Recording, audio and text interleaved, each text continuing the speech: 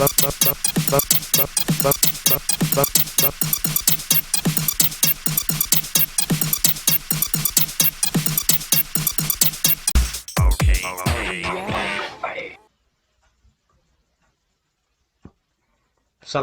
warahmatullahi wabarakatuh. Selamat berjumpa kembali kepada teman-teman dalam kajian sejarah peradaban Islam. Nah, dalam video kali ini kita akan membahas sejarah peradaban Islam dalam tema masa Rasulullah Shallallahu Alaihi Wasallam periode Makkah. Dalam video ini kita akan mengulas kajian sejarah kehidupan Nabi Muhammad SAW pada saat periode Makkah. Karena memang kehidupan Nabi Muhammad SAW ini ada dua periode. Yang pertama periode Makkah, lalu selanjutnya periode Madinah. Nah, periode Makkah dan periode Madinah ini memang mempunyai perbedaan dalam fase dan tahapnya, sekaligus langkahnya ya. Nah, sehingga kita membedakan videonya. Nah, mari simak video dan jangan di skip ya.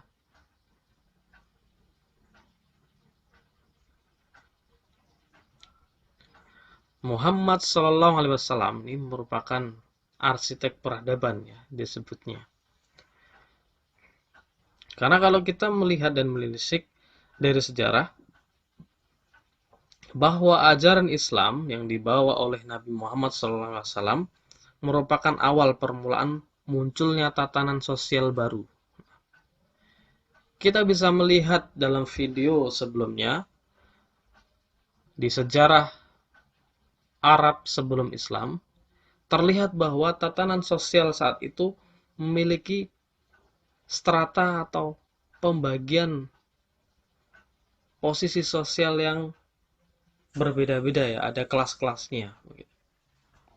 Dan kelasnya ini dilihat dari segi kekayaannya misalkan, dan dari segi kekuasaannya juga misalkan begitu ya. Kita bisa melihat bahwa posisi antara seorang laki-laki dengan perempuan itu memiliki perbedaan ya. Di video sebelumnya kan kita sudah membahasnya di video ya, bahwa laki-laki atau dalam budaya Arab pra-Islam itu seorang ketua klan, ketua suku ini mempunyai kekuasaan yang sangat besar, sehingga apa perintahnya itu harus dijalankan.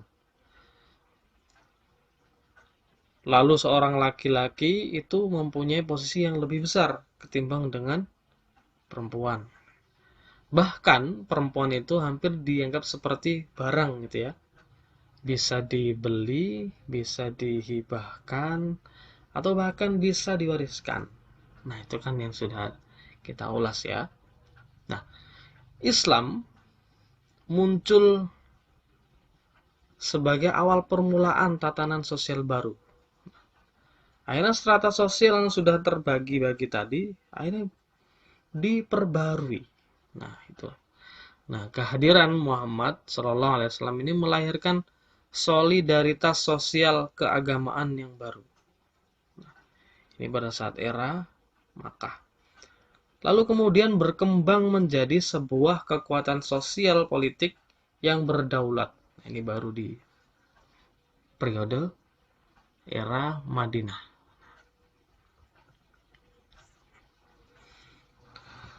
Kehadiran Nabi Muhammad SAW dengan nilai-nilai baru yang telah mempengaruhi struktur sosial masa itu hingga dewasa ini. Nabi Muhammad saat hadir ya dengan ajaran Islam, dengan dakwah Islamnya, ini telah mempengaruhi struktur sosial pada saat Arab pra-Islam, pada saat di sejarah di bangsa Arab saat itu ya. Dan bahkan juga mempengaruhi sampai sekarang.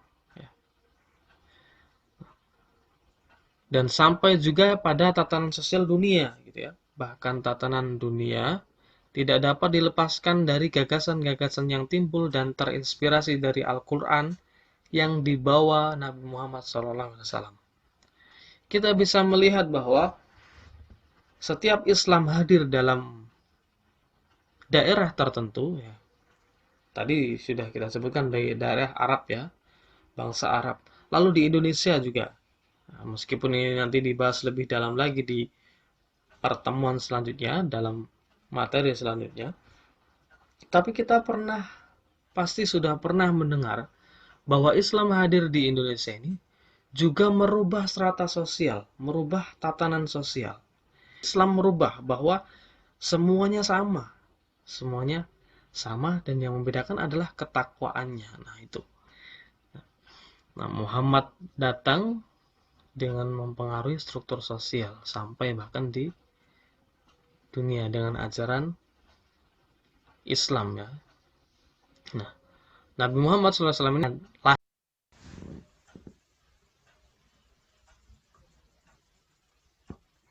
Assalamualaikum warahmatullahi wabarakatuh. Selamat berjumpa kembali kepada teman-teman dalam kajian sejarah peradaban Islam. Nah, dalam video kali ini kita akan membahas sejarah peradaban Islam dalam tema masa Rasulullah SAW periode Makkah. Dalam video ini kita akan mengulas kajian sejarah kehidupan Nabi Muhammad SAW pada saat periode Makkah. Karena memang kehidupan Nabi Muhammad SAW ini ada dua periode. Yang pertama periode Makkah, lalu selanjutnya periode Madinah. Nah, periode Makkah dan periode Madinah ini memang mempunyai perbedaan dalam fase dan tahapnya, sekaligus langkahnya, ya. Nah, sehingga kita membedakan videonya.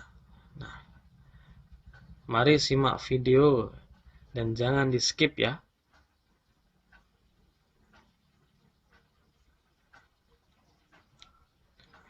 Muhammad SAW ini merupakan arsitek peradaban, ya, disebutnya. Karena kalau kita melihat dan menelisik dari sejarah bahwa ajaran Islam yang dibawa oleh Nabi Muhammad SAW merupakan awal permulaan munculnya tatanan sosial baru. Kita bisa melihat dalam video sebelumnya di sejarah Arab sebelum Islam, terlihat bahwa tatanan sosial saat itu memiliki strata atau pembagian posisi sosial yang berbeda-beda, ya, ada kelas-kelasnya. Dan kelasnya ini dilihat dari segi kekayaannya misalkan, dan dari segi kekuasaannya juga misalkan begitu, ya. Kita bisa melihat bahwa posisi antara seorang laki-laki dengan perempuan itu memiliki perbedaan, ya.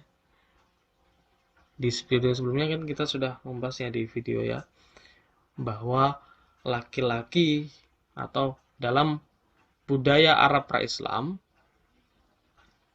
itu seorang ketua klan, ketua suku ini mempunyai kekuasaan yang sangat besar, sehingga apa perintahnya itu harus dijalankan. Lalu seorang laki-laki itu mempunyai posisi yang lebih besar ketimbang dengan perempuan. Bahkan perempuan itu hampir dianggap seperti barang, gitu, ya. Bisa dibeli, bisa dihibahkan, atau bahkan bisa diwariskan. Nah, itu kan yang sudah kita ulas, ya. Nah, Islam muncul sebagai awal permulaan tatanan sosial baru. Akhirnya strata sosial yang sudah terbagi-bagi tadi akhirnya diperbarui. Nah, itu. Nah, kehadiran Muhammad SAW ini melahirkan solidaritas sosial keagamaan yang baru. Nah, ini pada saat era Makkah. Lalu kemudian berkembang menjadi sebuah kekuatan sosial politik yang berdaulat. Ini baru di periode era Madinah.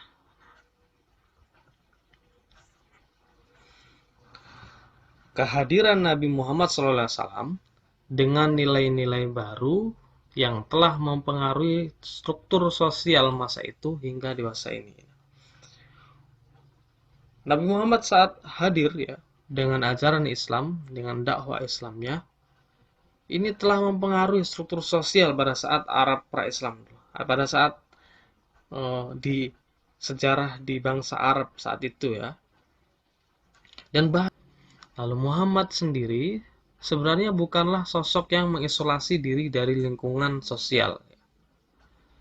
Tradisi-tradisi, ritus-ritus, dan adat istiadat Quraisy ini diikutinya sebagai sebuah solidaritas sosial. Nah, Muhammad merupakan sosok yang menghargai tradisi.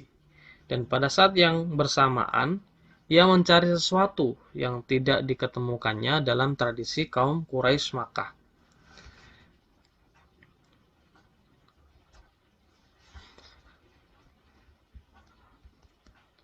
Lalu setelah berproses, ya,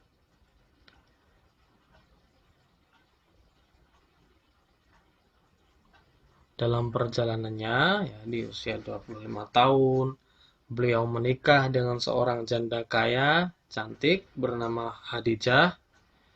Nah, karena menikahnya Khadijah dengan Nabi Muhammad SAW ini diawali dengan hubungan bisnis ya, hubungan Nabi Muhammad ini seorang yang berdagang, mendagangkan barang-barang dan bekerja sama dengan Khadijah. Merasa bahwa ini Muhammad adalah seorang yang jujur, cakap. Nah, saat itulah menikah. Ya. Pada periode Makkah, Nabi Muhammad SAW ini lebih menitik beratkan pembinaan moral dan akhlak serta tauhid kepada masyarakat Arab yang bermukim di Makkah. Kehidupan yang sangat getir dan keras di tengah gurun pasir menyebabkan orang-orang Arab ini mempunyai akhlak yang buruk ya, diantaranya ya memandang rendah derajat manusia, membunuh bayi-bayi perempuan yang baru lahir karena takut akan mendatangkan aib bagi keluarga serta takut kelaparan begitu ya. Lalu menjual belikan wanita, suka minum khamar, suka berjudi, mengundi nasib, merampok, dan menghalalkan segala cara untuk mewujudkan keinginannya, menyembah berhala yang diletakkan di setiap rumah-rumah dan sudut kota, suka berperang dan perselisihan gitu. Yang sudah kita sempat ulas di materi sebelumnya ya. Nah, saat itulah mendorong Nabi Muhammad SAW ini melakukan meditasi ya.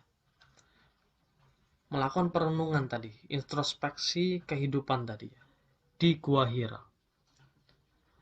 Nah, akibat dari pandangannya yang menolak tradisi bangsa Arab yang dari segi etika dan moral tadi mengalami kehancuran, nah kemudian beliau ini mendapatkan wahyu pertama.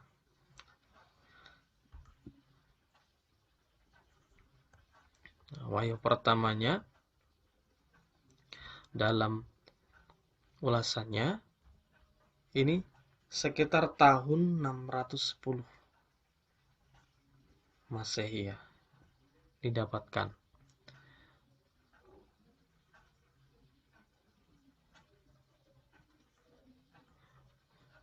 Nah, firman pertama yang diwahyukan itu 5 ayat pertama dalam surat Al-A'la ya. Teman-teman insya Allah sudah hafal ya. Dan secara garis besar, dakwah Nabi Muhammad SAW di Makkah ini ada 3 tahapan. Yang pertama, dakwah secara sembunyi-sembunyi yang disebut dengan sirriyatud dakwah ya biasanya ya dalam sirah-sirah Nabi, dalam kitab-kitab sejarah Nabi ya.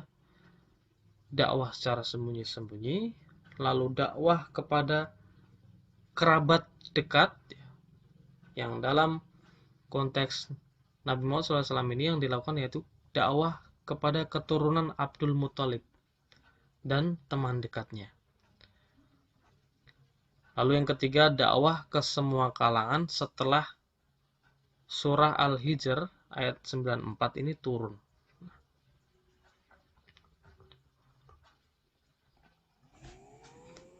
Perjalanan kenabian dan kerasulan Muhammad SAW yang membawa risalah dan kebahagiaan seluruh umat manusia ini ternyata tidak selamanya mulus, ya.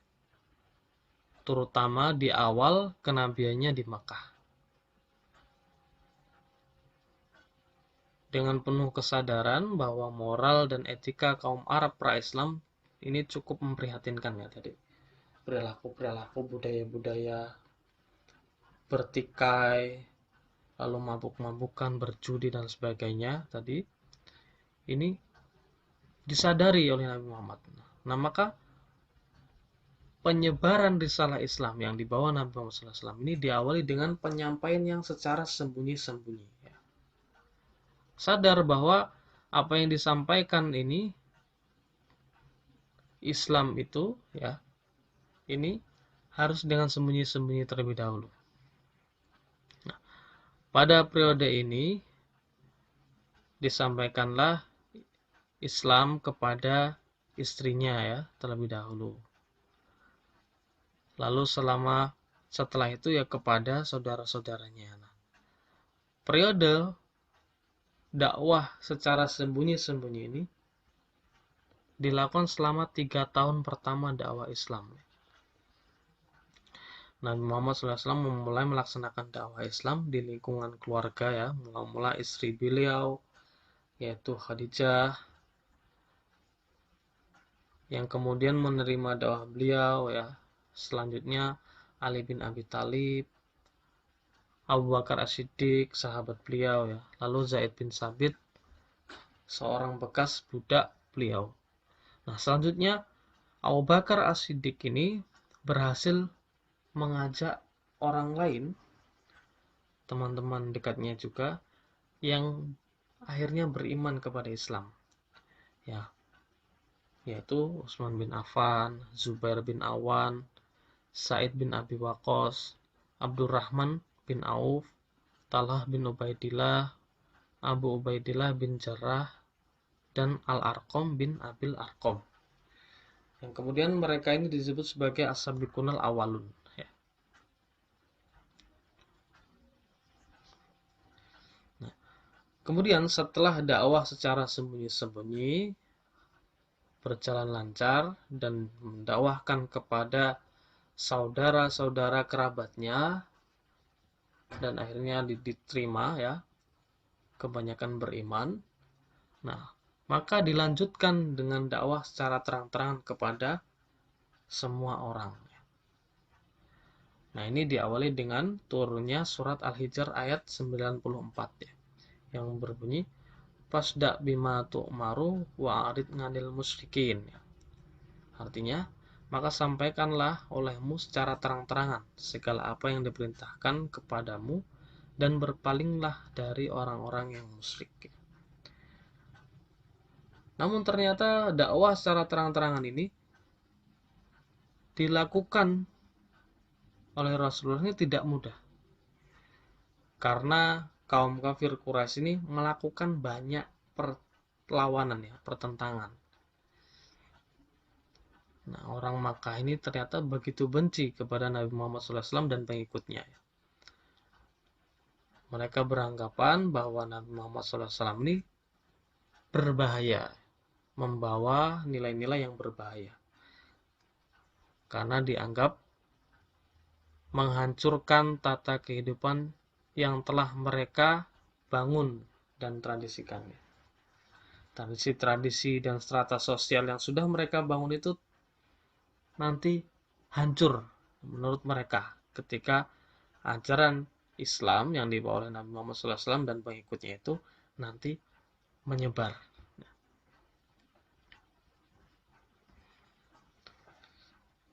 Dan setelah dakwah dilakukan secara terang-terangan, semakin hari semakin bertambah jumlah pengikut Nabi Muhammad SAW ini. Dan pemimpin Quraisy ini mulai berusaha menghalangi dakwah Rasul tersebut, bahkan menghalanginya itu semakin keras. Dan menurut Ahmad Salabi, ada 5 faktor yang mendorong orang Quraisy menentang dakwah Islam tersebut. Yang pertama, mereka ini tidak dapat membedakan antara kenabian dan kekuasaan.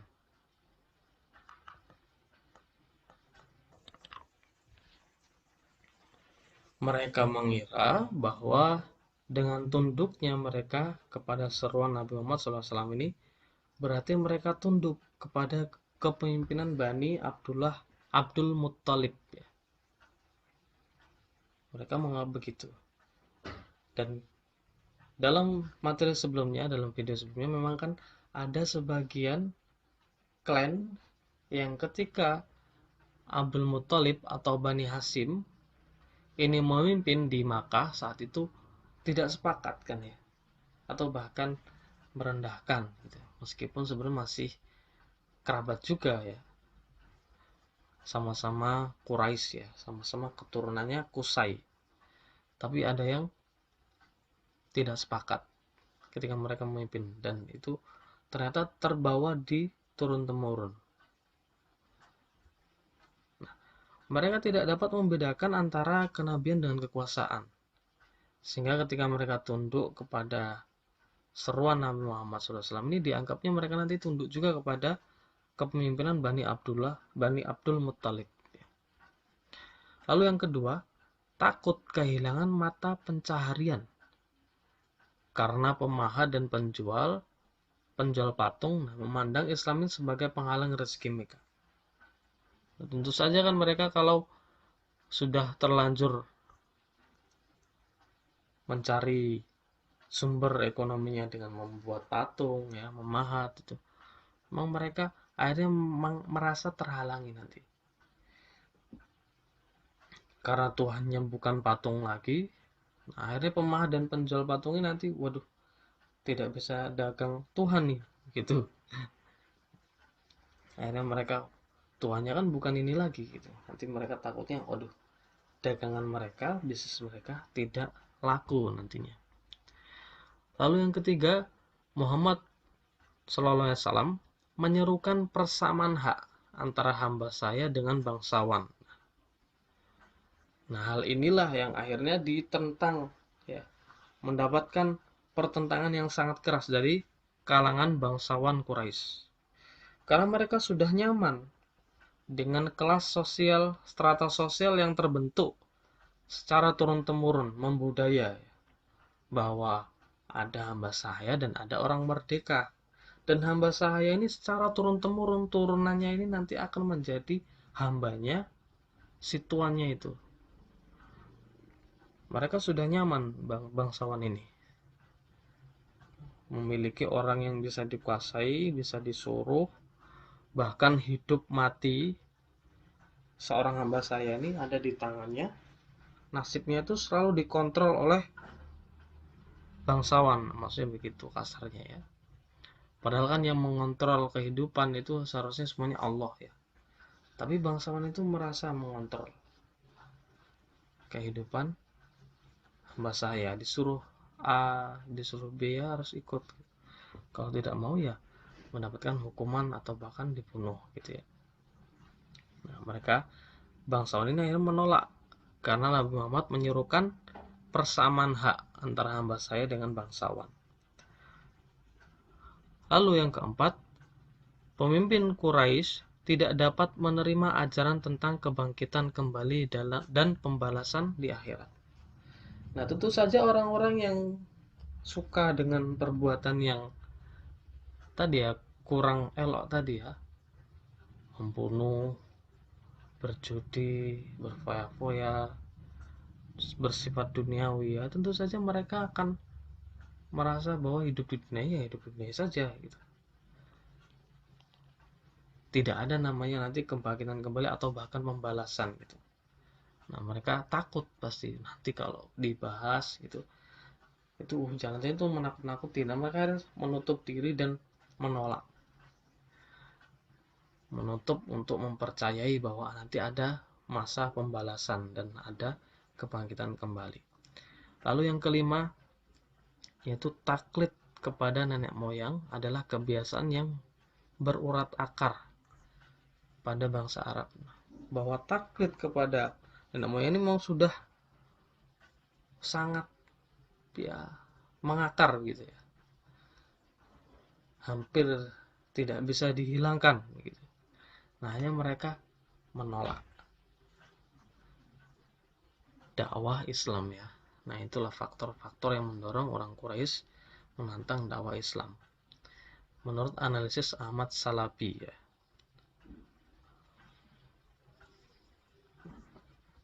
Tantangan dakwah Islam di Makkah. Kaum Quraisy menantang dakwah Nabi Muhammad SAW ini dengan beberapa tahap. Di antaranya yang pertama yaitu membujuk. Nah, karena kekuatan Nabi terletak pada perlindungan Abu Talib yang amat disegani. Dan Abu Talib ini memang saat itu menjadi orang yang cukup disegani di kalangan Bani Quraisy ya, di kalangan kaum Quraisy, kalangan Bani Hashim, dan keluarga Abdul Muttalib ini ya hampir seluruhnya segan. Nah, meskipun nanti ternyata ada paman Nabi yang ini ya ikut-ikut menolak ya, ada kerabat Nabi yang ikut menolak ya, seperti Abu Jahal, Abu Lahab itu ya.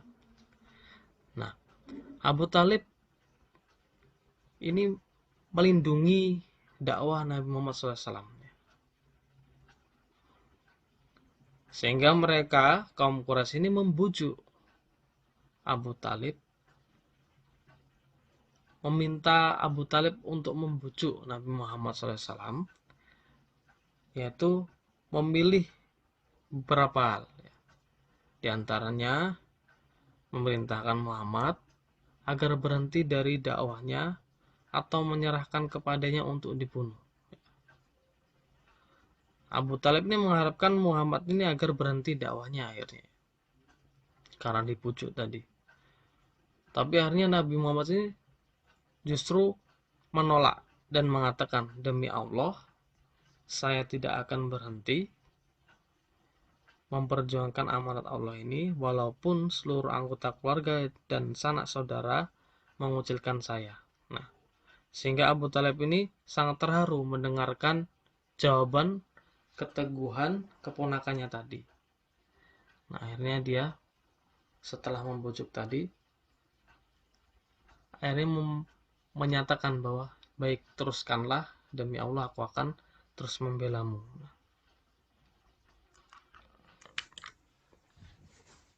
Nah, proses membujuknya ini tetap saja berlangsung ya.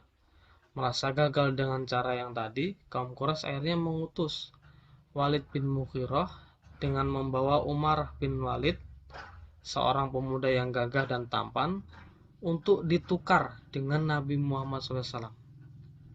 Nah, Walid bin Mughirah ini berkata kepada Abu Talib, ambillah dia, maksudnya ambillah si anak yang gagah tadi dan tampan tadi, Umar bin Walid tadi. Ambillah ini menjadi anak saudara, tapi serahkan Muhammad kepada kami untuk kami bunuh. Nah, usul ini akhirnya ditolak keras langsung oleh Abu Talib ya. Abu Talib ini langsung menolak, dan akhirnya karena ditolak mereka kecewa.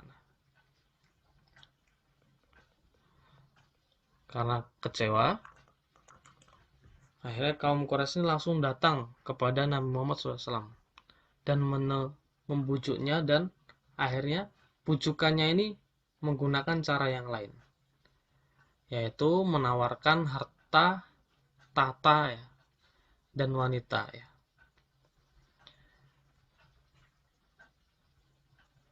Asal Nabi Muhammad SAW ini berhenti berdakwah, maka diberikan tahta ya, jadikan seorang raja begitu katanya, atau wanita, atau juga diberikan harta. Dan semua tawaran itu ditolak oleh Nabi Muhammad SAW. Jawabannya yaitu, demi Allah, biarpun mereka meletakkan matahari di tangan kananku dan bulan di tangan kiriku, aku tidak akan berhenti melakukan ini sehingga agama ini menang atau aku binasa karenanya. Bahkan bujukan-bujukan yang dilakukan itu tetap, ya, tantangan-tantangan dakwah berupa bujukan tadi tetap ditolak oleh Nabi Muhammad SAW. Nah, setelah bujukan ini semuanya ditolak, akhirnya tantangan selanjutnya yaitu diintimidasi, ya, mengintimidasi, ya.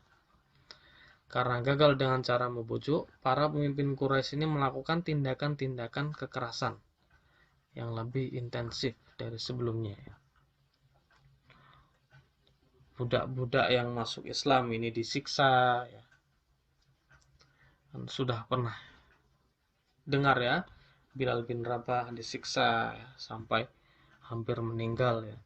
Nah, budak-budak semuanya yang masuk Islam itu disiksa. Nah, para pemimpin Quraisy ini menyuruh setiap keluarga untuk menyiksa juga anggota keluarganya ketika anggota keluarganya ini masuk Islam sampai dia murtad kembali. Bahkan sampai seperti itu. Para pemimpin kaum Quraisy itu menyuruh seluruhnya untuk menyiksa keluarganya sendiri, ya. Nah, dalam ini kan sudah pernah kita lihat, ya, filmnya maupun dari ceritanya, ya.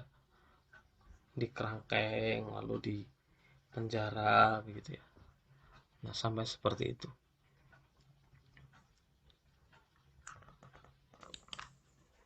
Nah, saat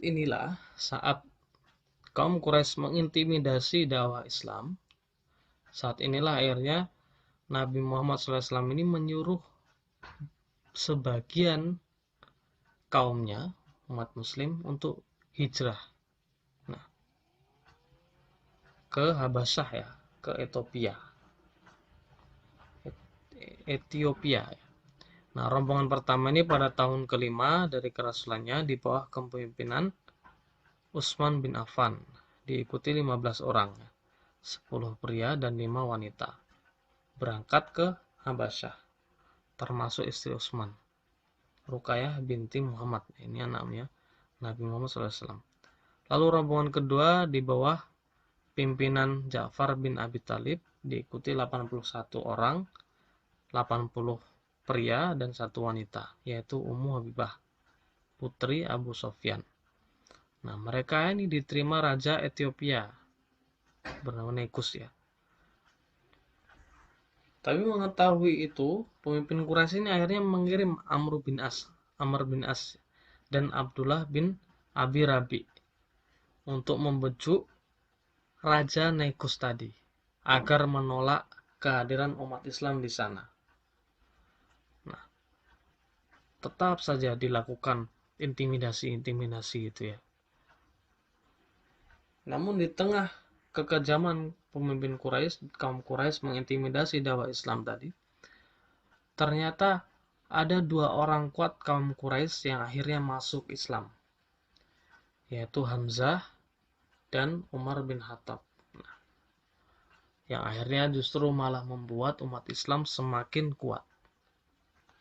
Lalu selain membujuk dan mengintimidasi, tantangan dakwah Islam di Makkah ini, yaitu yang ketiga, memboikot seluruh keluarga Bani Hashim. Jadi ternyata untuk melumpuhkan kekuatan kaum muslim, pemimpin Quraisy ini akhirnya melakukan pemboikotan kepada seluruh keluarga Bani Hashim. Karena menurut mereka, kekuatan Nabi ini terletak pada keluarganya yang melindunginya, ya. Bani Hashim dan terkhusus Bani Abdul Muthalib tadi yang melindunginya. Nah, ini baik yang sudah masuk Islam maupun yang belum masuk Islam memang yang melindungi, ya. Nah, mereka akhirnya memutuskan untuk melumpuhkan kekuatan itu, memboikot seluruh keluarga Bani Hashim. Tidak seorang pun penduduk Makkah diperkenankan melakukan hubungan jual beli dengan Bani Hashim. Nah, akibatnya banyak di antara keluarga Bani Hashim yang akhirnya menderita kelaparan. Nah, hanya karena kasihan, beberapa pemimpin Quraisy ini akhirnya menghentikan pemboikotan ini, ya. Bahkan pemboikotan ini dimulai pada tahun ke-7 dari kenabian sampai ke-10 menjelang Abu Thalib dan Khadijah meninggal. Selama itu ya, selama 3 tahun berlangsung di boikot Bani Hashim. Nah, itulah tantangan dakwah Islam di Makkah.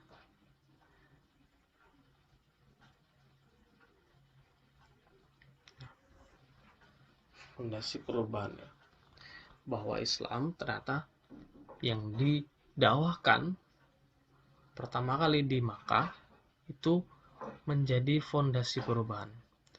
Nah, sebagaimana diyakini oleh seluruh agama samawi bahwa Tuhan telah mengkomunikasikan kehendaknya kepada umat manusia ini melalui para nabi.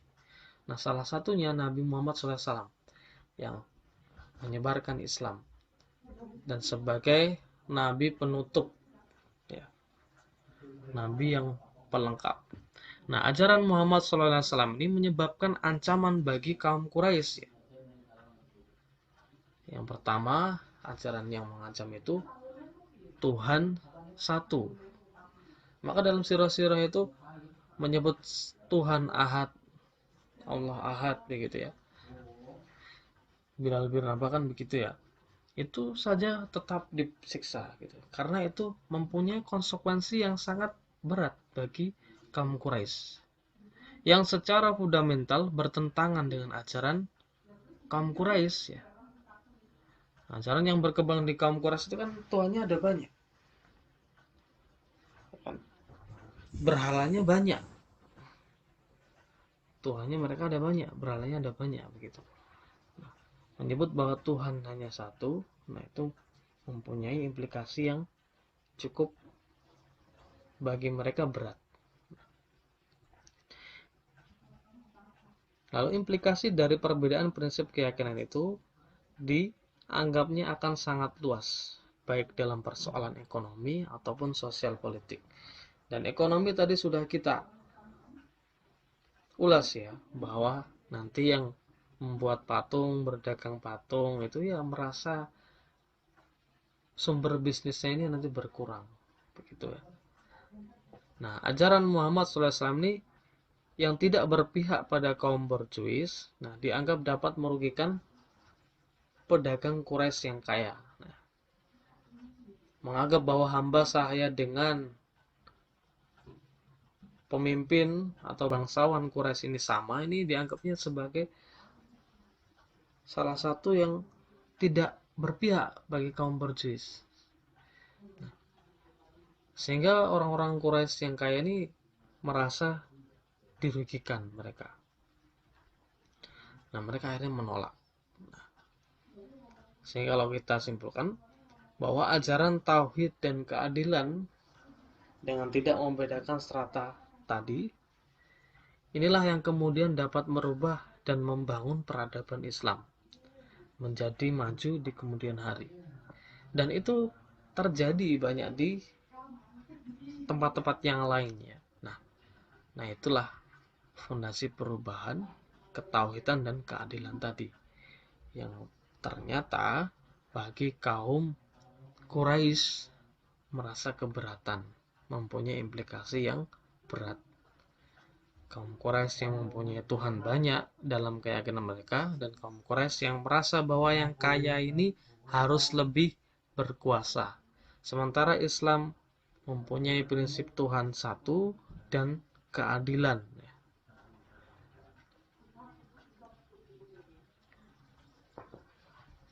Itulah materi yang bisa disampaikan. Ketika ada pertanyaan atau tanggapan seputar sejarah masa Rasulullah SAW di periode Makkah, nah, silahkan bisa disampaikan ya. Namun sebelumnya kita tutup. Wassalamualaikum warahmatullahi wabarakatuh.